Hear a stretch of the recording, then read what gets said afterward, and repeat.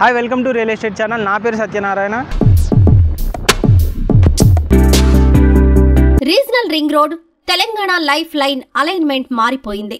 దక్షిణ భాగం వైపు చాలా రోజులుగా వస్తున్న డిమాండ్లకు తగ్గట్టు సీఎం రేవంత్ రెడ్డి సర్కార్ సంచలన నిర్ణయం తీసుకుంది. రీజనల్ రింగ్ రోడ్ దక్షిణ భాగం వైపు మొత్తం రహదారి 189 కిలోమీటర్లుగా మొదట నిర్ణయించగా ఇప్పుడు దాన్ని 194 కిలోమీటర్లకు పెంచారు. అంటే అక్షరాల 5 కిలోమీటర్లు పెరిగింది.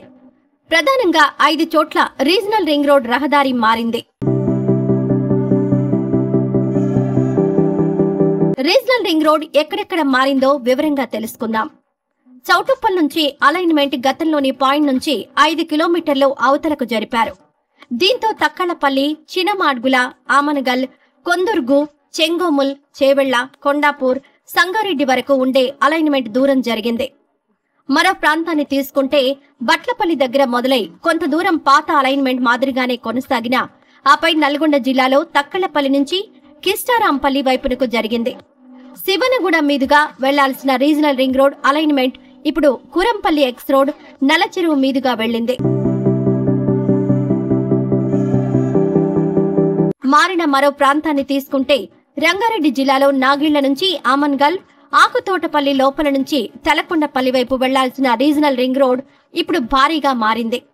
కొత్త అలైన్మెంట్ ప్రకారం నల్లచెరువు, సింగంపల్లి మీదుగా ఆకుతోటపల్లి బయట చాలా దూరం నుంచి తలకొండపల్లి వరకు అలైన్మెంట్ మార్చారు. తలకొండపల్లి నుంచి కిలోమీటర్ దూరం వరకు మార్పులు చేశారు. ఇక సేరి రామకృష్ణాపురం నుంచి చౌలపల్లి వరకు ఎలాంటి మార్పు లేకుండా పాత అలైన్మెంట్ ప్రకారమే రీజనల్ రింగ్ రోడ్ వెళ్తుంది.